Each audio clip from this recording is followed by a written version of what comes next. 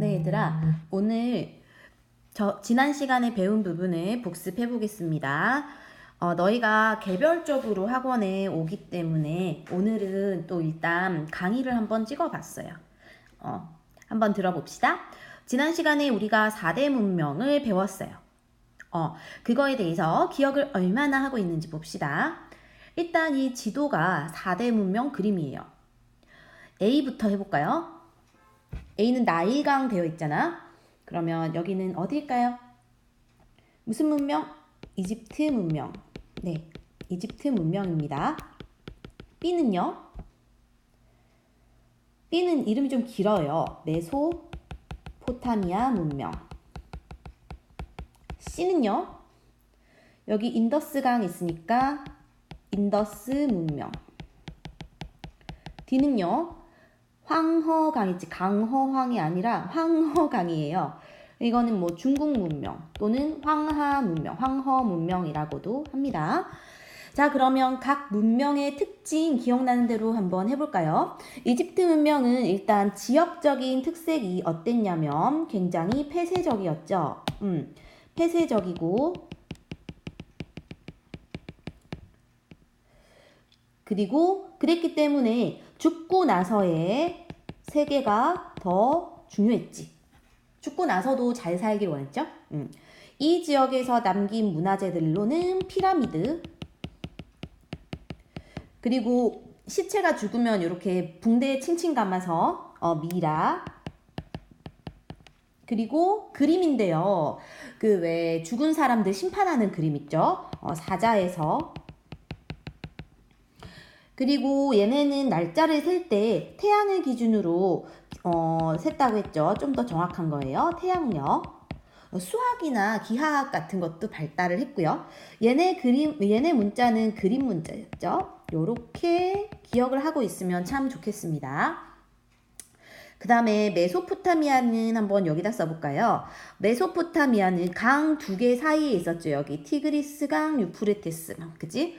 그래서 얘네는 좀 강으로도 들어올 수 있고 저기 밖에 땅으로도 이렇게 지중해 건너서도 올 수 있고 다양한 지역에서 건너올 수 있었기 때문에 땅이 개방적이었죠. 그래서 지금 죽고 나서가 중요한 게 아니야. 얘네는 지금 현재가 중요했죠. 현세적. 얘네 문화 기억나는 거 한번 남긴 거 좀 떠올려 볼까요? 일단 이 사람들 처음에 세운 사람들 이름이 수메르인이었고, 그죠? 그리고 얘네는 날짜를 셀 때 달을 기준으로 했어요. 태음력. 조금 부정확해. 달은 계속 바뀌니까. 그리고 숫자의 기준은 60진법이죠. 60을 단위로 끊어서 하는. 얘네는 반대로 10진법이었죠. 이거 까먹었네요. 그리고 얘네는 쐐기 문자라고 해서 약간 좀 파내는 것 같은 문자를 썼다고 했죠. 이때 굉장히 발전했던 문명이 나라가 바빌로니아 왕국이었고, 여기서 유명한 법전이 하나 있었죠. 그 법전이 자기 이름 딴거라 있지. 함무라비 법전. 함무라비 법전에서 얘들아 그 대표적인 내용 생각나죠? 일단은 좀 신분 차별이 있었죠. 계급 차별이 있었고, 그리고 내가 때리면 너도 뭐 쳐 맞아라 이런 식으로 보복주의가 있었고, 그리고 개개인이 사유재산을 갖고 있었기 때문에 벌금을 내거나 뭐 이런 걸 할 수 있었지. 요런 거죠. 그 다음에 인더스 문명으로 갑시다. 인더스 문명은 여기 인더스강에서 출발한 문명으로 나중에 인더스강은 그 원주민이 살았고요. 나중에 이제 겐지스강으로 넘어가잖아. 그치? 겐지스강으로 쳐들어온 애들이 아리아인이라고 했죠.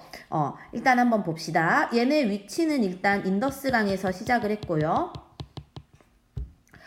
그리고 이제 대표적인 어떤 유물로는 청동 문자가 있는 도장을 쓴 게 있고요. 이건 책에 자료에 나와 있는데 지금 보여줄 수가 없네.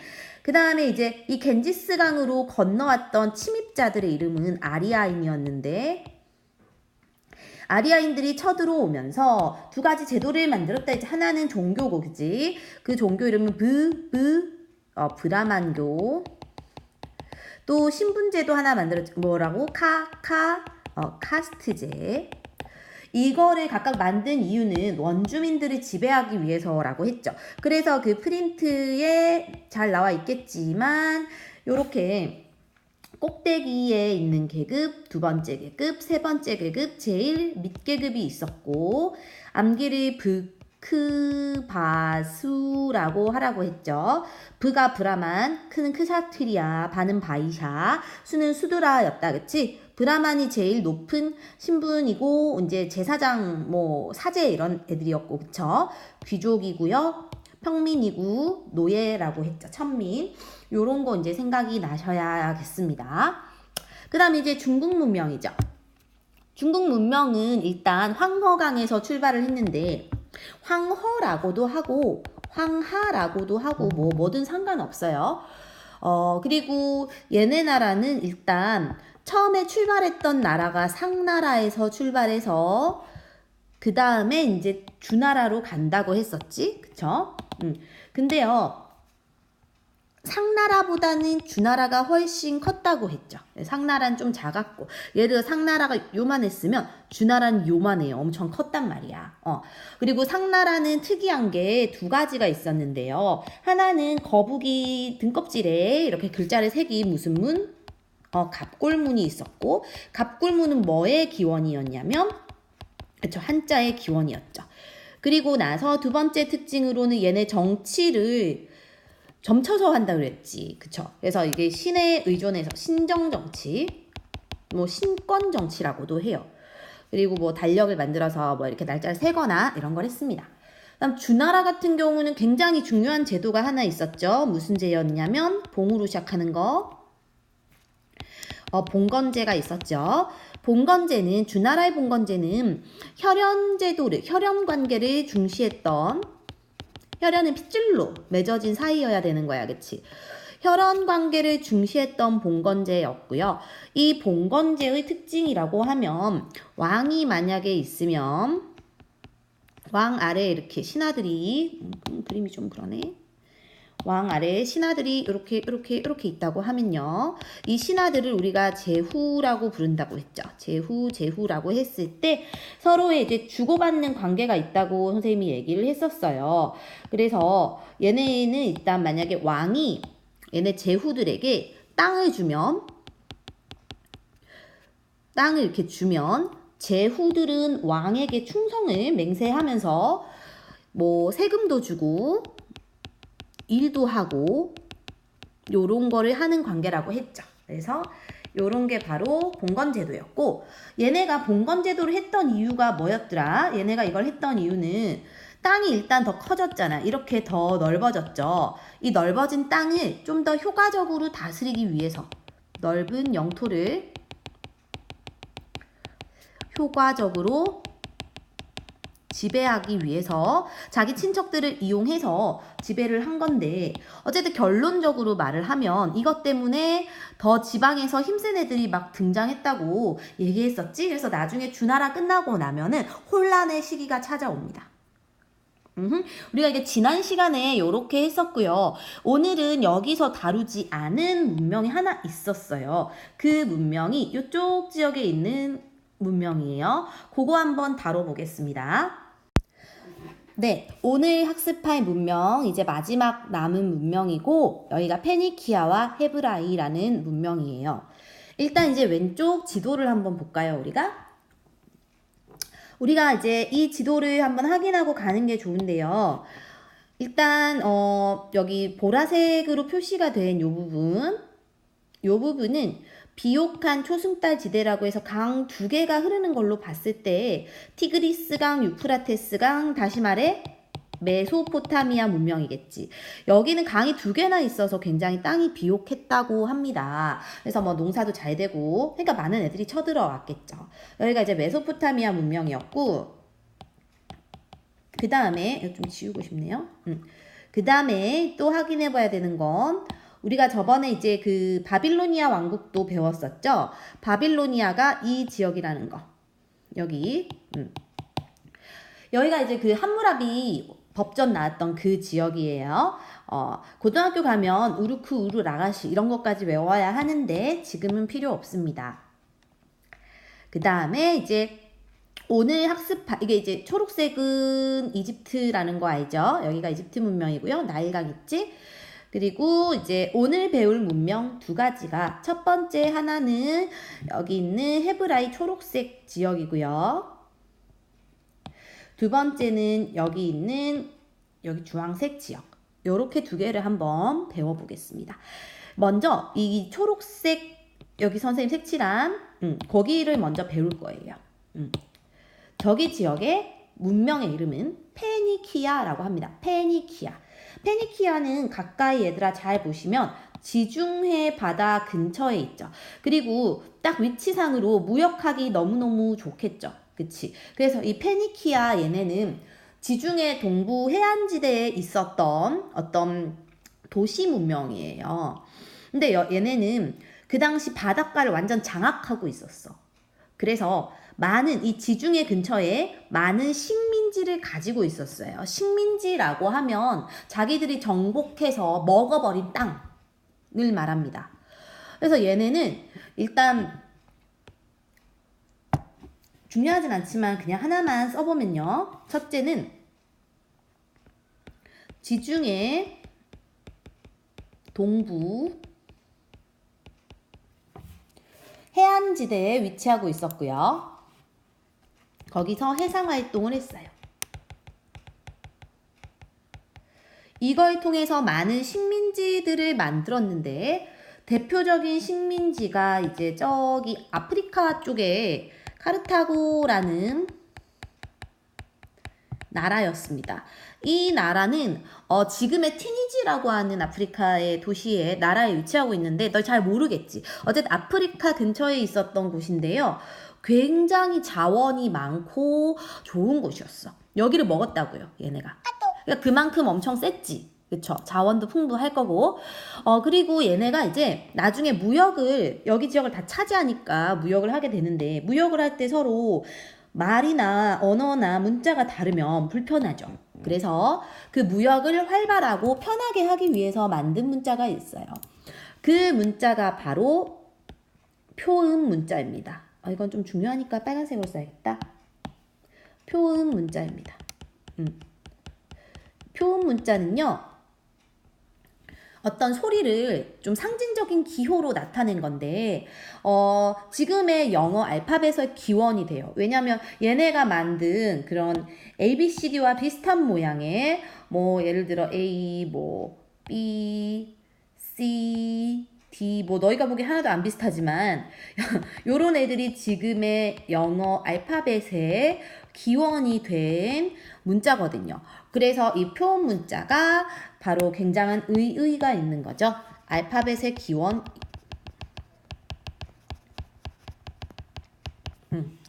그러니까 좀 어떻게 보면 얘네 때문에 영어가 생겨났나? 이렇게 너희가 좀 이렇게 오해는 아니지만 좀 화가 날 수 있죠. 뭐 그런 겁니다. 그 다음 이거 끝났어요. 페니키아 문명 이게 끝이에요. 그 다음 이제 헤브라이를 배워볼게요. 헤브라이 같은 경우는 여기 아까 선생님 말한 여기 초록색 지역인데 예루살렘이라고 교회 다니는 친구들은 많이 들어본 도시가 하나 나온다, 그치? 예루살렘 하면 그 뭐 예수님 태어나신 곳이다 이렇게 아마 교회 다니는 친구들은 배웠을 거고 교회를 안 다녀도 알 거예요, 대충은. 그치? 이 지역이 지금의 팔레스타인이라는 나라예요. 어쨌든 얘네가 이 지역에서 헤브라이라는 왕국을 건설하거든. 근데 헤브라이 왕국에서 유명한 왕들이 뭐 다비드 왕, 솔로몬 왕 뭐 이런 왕들이 있었어. 어쨌든 얘는 그런 거 다 필요 없고 중요한 것은 얘네가 만든 종교가 있어요. 그게 바로 유대교라고 하는 겁니다. 유대교라고 하는 것은요. 지금 그 크리스트교나 뭐 그런 가톨릭 이런 거랑 좀 달라요. 그러니까 뭐 교회랑은 조금 다른데 얘네가 그런 종교의 기원이 된 종교예요. 유대교는 일단 유일신을 믿어요. 얘네가 믿는 유일신은 야훼라고 합니다. 근데 얘네 말로 야훼고 우리나라 말로 하면은 여호와라고 해요. 여호와. 그래서 이렇게는 많이 들어봤어요. 교회 다니는 친구들은 여호와는 알거든요. 그치? 근데 그들 말로는 야훼라고 하고 이 신만 믿어야 돼요. 다른 신을 믿으면은 그거는 안 되는 거야. 그래서 이런 유대교는 자기들만의 신을 믿었고 자기들만 구원을 받는다고 생각했거든요. 약간 폐쇄적이잖아. 나중에 이 종교가 어디에 영향을 주게 되냐면 지금 나와 있는 많은 종교들, 예를 들어 크리스트교 하면 이제 뭐 성당이에요. 성당 알아요? 머리에 면사포 쓰고 막 그런. 그 다음에 이슬람교는 너희가 잘 모를 수도 있는데 아라비아 사람들 왜 이렇게 알라신 믿는 사람들이야. 모르겠죠? 아무튼 뭐 있어요. 이런 종교들에게 영향을 주었습니다. 여기까지.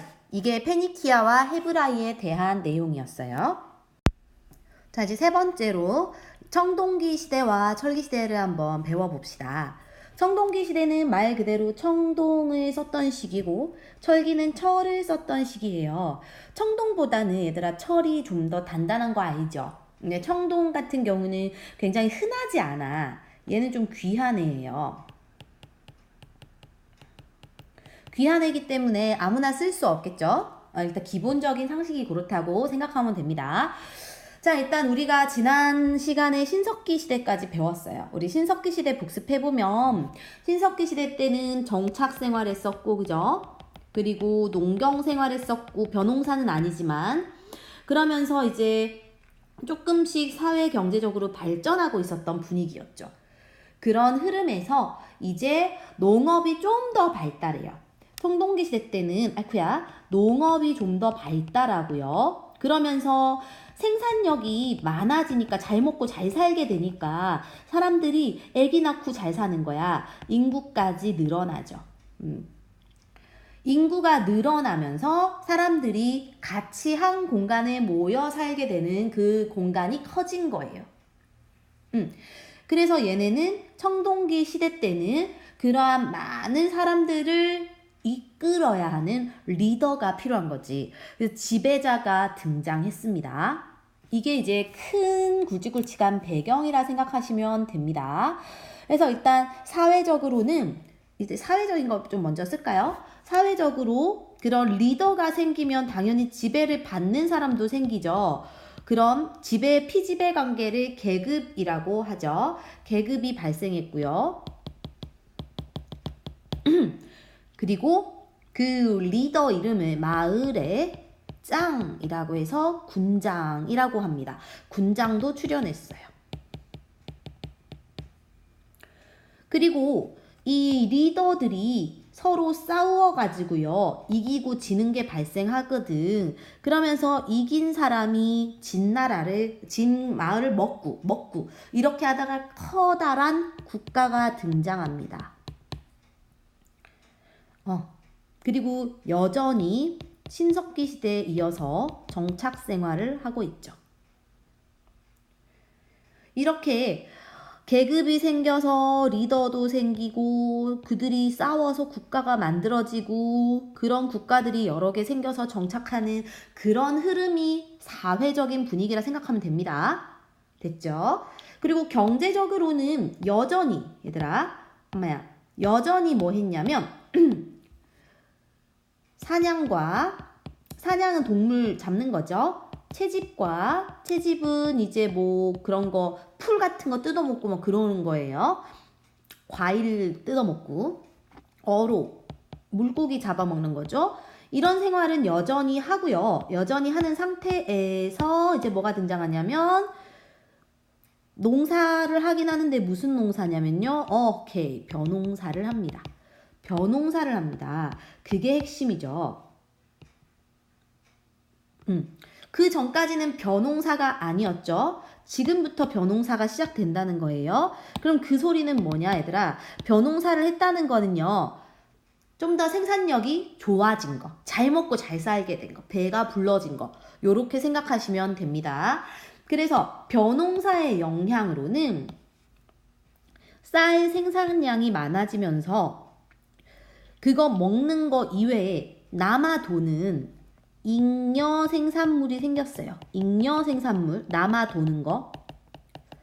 이 남아도는 걸 가지고 서로 차지하려고 전쟁이 일어납니다. 이런 전쟁을 정복전쟁이라고 해요. 서로 쳐들어가고 이렇게 먹고 먹히는 그런 거. 그걸 통해서 그 전쟁에서 승리한 나라가 생기고 패배한 나라가 생기겠지. 그러면서 더 큰 거대한 국가가 완성되는 거예요. 그래서 우리나라 최초의 국가는 청동기 시대 때 나타납니다. 우리나라 최초의 국가 뭔지 알죠? 고조선. 그래. 고조선이 이때 나타나게 돼요. 이런 흐름 때문에 그런 거예요. 자, 이제는 어떤 집에 살았는지 한번 봅시다. 집은요, 일단 이제는 뭐 움집 요런 게 조금 더 가다듬어져서 예쁜 움집이 생겨나고요. 그 움집이 약간 땅 위에 지어져. 지상가옥. 신석기 시대 때는 땅 속에 파고 들어갔는데 얘는 위로 올라옵니다. 그리고 얕은 산이나 얕은 언덕에 살았어요. 이때 이제 청동기 시대 때 유명한 유물들이 몇 개 나옵니다. 이거 중요한 거예요. 일단은 우리나라 대표적인 비파형 동검이라는 게 나와요. 비파형 동검은 중국의 악기인 비파를 닮았다고 해서 안 그려도 돼요, 얘들아. 그림 못 그리겠네. 이렇게 생긴 칼인데요. 이 칼 자체가 이제 우리나라의 고조선의 영역을 알려줍니다. 두 번째는 빗살 아니에요. 미송리식 토기. 미송리식 토기라고 하는 거는 그릇이긴 한데요. 그릇이 약간 꽃병처럼 생겼어요. 이렇게 손잡이 있는 좀 이렇게 생겼어요. 그리고 세 번째 유물로는 반달돌 칼. 반달돌 칼은요, 말 그대로 반달 모양처럼 생겼어요. 요렇게 여기 구멍이 뽕뽕 뚫려 있어서 여기 손잡이가 이렇게 있었어요. 지푸라기로 손잡이가 이렇게 있었어요. 이거는 이제 벼에 나랄이라고 해서 나달을 까는 용도로 쓴 거예요. 이건 칼이고요. 이건 그릇이겠지? 이거 세 개를 선생님이 이렇게 굳이 그림까지 그리면서 쓴 이유는 뭐냐면요. 이거 세 개가 우리나라 고조선의 영역을 알려주는, 특히 이거 두 개요. 세 개 말고 이거 두 개요.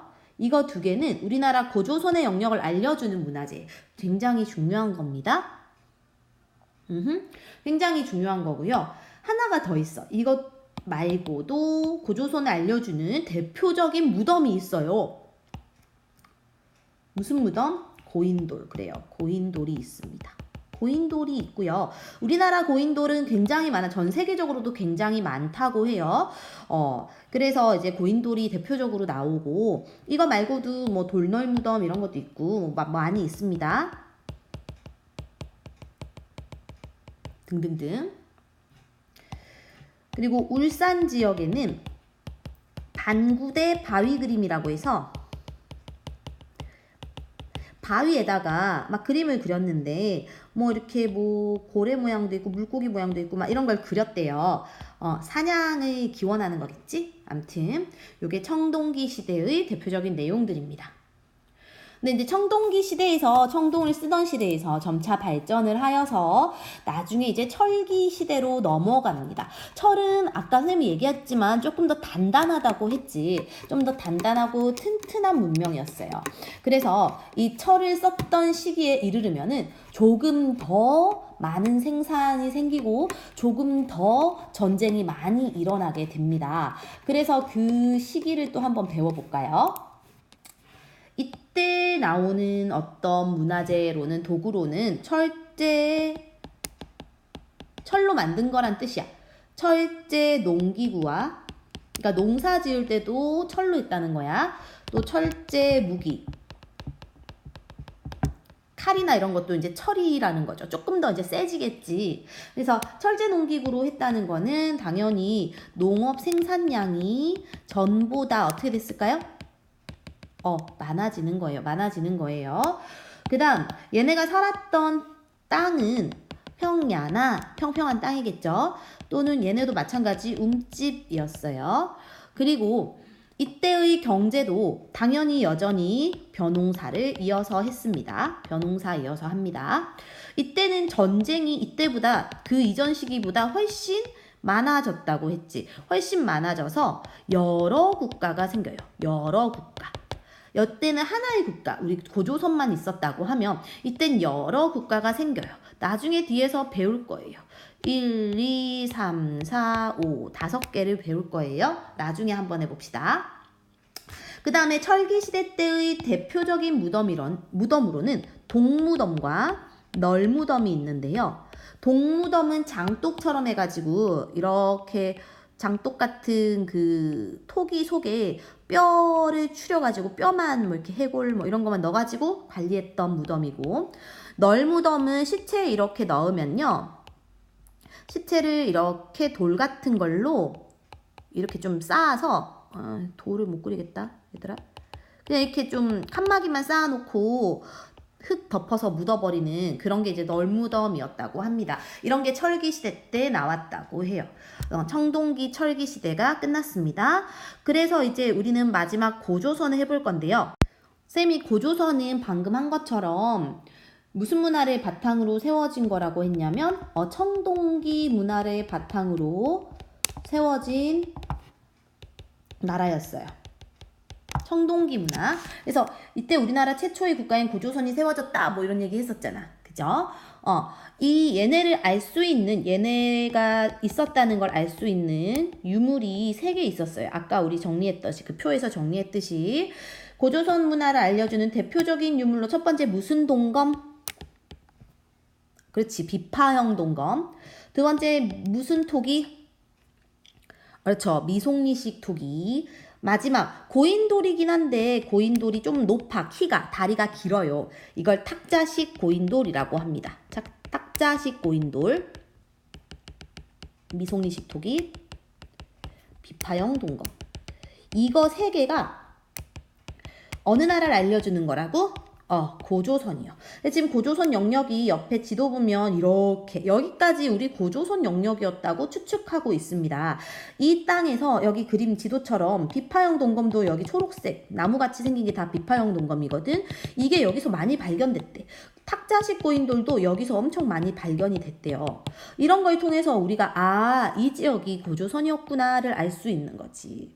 여긴 나와 있지 않지만 미송리식 토기도 많이 발굴이 되었다고 합니다. 자, 우리 고조선은 어떻게 발전했냐면요. 원래 우리 얘들아 고조선 세운 사람이 누군지 압니까? 초등학교 때 배웠죠? 단군왕검이죠. 단군왕검인데요. 단군왕검 시기부터 해갖고 쭉쭉 발전하다가 기원전 4세기에는 왕권이 엄청 강했대요. 강해가지고 이제 우리가 중국과 싸울 정도로, 기원전 4세기에는, 왕권이 굉장히 성장했대요. 중국과 싸울 정도로. 근데 이제 기원전 2세기경에 중국에서 위만이라는 애가 우리나라로 옵니다. 위만이라는 애는 이제 우리나라 사람이었대. 원래 조선인이었다. 뭐 그런 얘기가 있어요. 아무튼 얘가 고조선으로 들어왔는데 얘가 이제 세력이 더 커져서 그 당시 왕으로 앉아 있었던 준왕이라는 애를 쫓아내고 얘가 이제 이분이 집권을 하게 됩니다. 이때부터는 우리나라가 중국에서 가지고 온, 얘가 중국에서 우리나라로 들어왔거든. 그때 철기 문화를 갖고 와요. 그래서 이때부터는 철기 문화가 더욱 확산되고요. 그리고 수공업, 상업 같이 다양하게 발전을 했어요. 또 우리나라가 다른 나라와 사이에서 중개무역이라는 걸 통해서 중간에 연결해주는 무역이란 뜻이거든요. 이 중개무역을 통해서 이때 이익을 많이 보고 있었어요. 우리가 얘네 거를 다른 나라 걸 수입해서 다른 나라에 다시 파는 거, 뭐 그런 게 중개무역이거든. 그걸 통해서 이익을 많이 얻고 있었는데 이거에 대해서 불만을 가졌던 중국이 그 당시 한나라라고 하는 중국이 쳐들어오고요. 나중에 중국과 싸웁니다. 나중에 이제 패배해요. 백년을 싸웠대요. 어쨌든. 자, 그래서 이러한 고조선에 대해서는 대표적으로 꼭 기억해야 되는 게 바로 고조선의 건국설화예요. 단군 이야기지, 단군 이야기. 이거는 초등학교 때 너희가 들어서 알 거예요. 단군한검의 건국설화 있잖아. 옛날에 그 환인이라고 하는 하나님 같은 그런, 굳이 따져서 말을 하면 환인의 아들이었던 환웅이 하늘에서 살지 않고 인간 세상에 관심이 많았나 봐. 그래서 이제 하늘에서 쭉 아래쪽을 쳐다보다가 우리 지역 태백산 지역을 보고 저기 한번 가보고 싶은데, 저기 가서 좀 잘 뭐 어떻게 해보고 싶은데 해가지고 얘가 내려왔대요. 내려올 때 혼자 오지 않고 신하 3명을 데리고 왔대요. 신하 3명을 데리고 왔는데 그 신하 3명이 이제 뭐 바람과 비와 구름의 신을 데리고 왔고, 신하를, 그리고 3,000명을 같이 우르르 데리고 왔대. 그래서 이제 우리나라를 태백산 근처에서 이제 도읍지를 삼고 인간 세상을 다스렸대요. 근데 이제 얘가 다스리고 있는데 두 마리 동물이 찾아가지. 호랑이와 곰. 뭐가 되고 싶다? 인간이 되고 싶다. 그래서 환웅이 좋아. 그러면 너희가 마늘과 쑥만 먹고 100일만 버텨라. 그럼 내가 사람으로 해줄게. 이랬는데 누구는 버티고, 곰은 버티고, 누구는, 호랑이는 못 버텼어요. 그래서 둘이 이제 딴딴따단 이제 뭐 곰이 여자가 됐지. 얘가 웅녀가 되고, 환웅과 웅녀가 결혼을 해서 결국은 고조선을 만들었다. 뭐 이런 건국설화잖아. 기억납니까? 그런 건데 이 이야기에서 몇 가지 중요한 내용들이 있어요. 몇 가지 중요한 내용들이 있는데 그 중에 첫 번째 중요한 내용은 여기입니다. 바람과 비와 구름의 신을 데리고 온 이유는 뭘까 이거야. 바람과 비와 구름의 신은 농업 사회를 알려주는 대표적인 키워드죠. 그 당시 농업 사회였구나. 이런 건 거야. 두 번째는요. 환웅과 웅녀가 결혼했다를 통해서 우리가 알 수 있는 거는 환웅이라는 마을, 환웅은 하늘을 믿는 마을이에요. 웅녀는 곰을 믿는 마을이에요. 하늘을 믿는다는 건 우리 애니미즘이라고 신석기 시대 때 배운 거죠. 곰을 믿는 건 토테미즘이거든요. 이러한 어떤 그런 신앙이 있었고 이 두 부족 간의 동맹이었다라는 걸 알 수 있습니다. 부족 간의 동맹. 어쨌든 뭐 이런 것들이 있었고 또 뭐 형벌 같은 게 여기에 뭐 엄청난 법이 있었거든요. 엄청 무서웠던 법이 있었어. 그런 걸 통해서 뭐 형벌 사회라는 것도 알 수 있어요. 그 엄청난 법에 대해서 마지막으로 배워보고 정리하겠습니다. 그 엄청난 법의 이름은요. 고조선의 팔조법이라고 해요.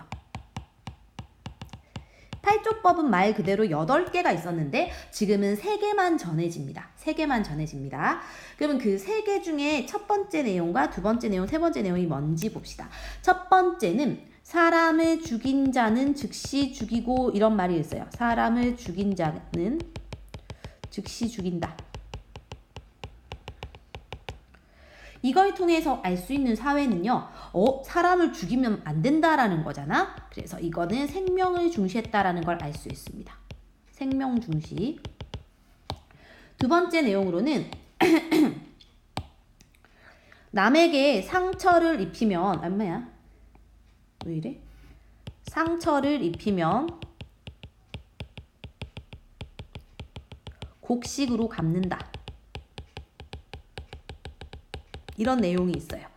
그러니까 뭔가를 갚는다라는 거는 서로 갖고 있는 재산이 있으니까 갚거나 빌리거나 할 수가 있잖아. 그쵸? 이런 것들을 우리가 사유재산이라고 하고요. 개인이 소유한 재산이 있다 이런 뜻이에요. 그리고 곡식이 있다는 거는 무슨 농사를 했다? 그렇지, 벼농사를 했다. 를 알 수 있습니다.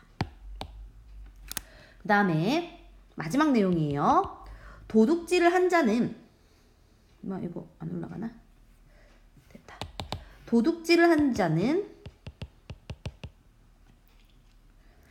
노비를 삼는다 하면 노비로 삼는다, 노비로 해버리겠다 라는 걸 통해 알 수 있는 것은, 일단 노비라는 말이 있다는 건 뭐가 있다는 걸 알 수 있어요. 그렇지, 계급이 존재했어. 계급이 존재했었고, 그리고 뭔가 도둑질이라는 거는 훔친다는 거잖아. 훔친다는 건 자기 거가 있다는 거지, 자기 거. 이것도 마찬가지로 사유재산이 있다는 걸 알 수 있습니다. 이런 것들을 통해서 얘들아, 이렇게 8조법을 만든 이유는, 8조법은 일종의 엄격한 형벌이고 뭔가 법칙이고 규율이잖아. 이걸 만든 이유는 뭘 유지하기 위해서일까요? 이거야, 이거. 선생님 쓴 거. 뭘 유지하기 위해서일까요? 그쵸? 사회 질서를 유지하기 위해서 이러한 8조법을 만들었다고 합니다. 오늘 내용이 좀 길었어요. 여기까지 듣느라고 고생이 많았습니다. 잘 이해가 안 가는 부분은 다시 백해서 다시 들어보세요.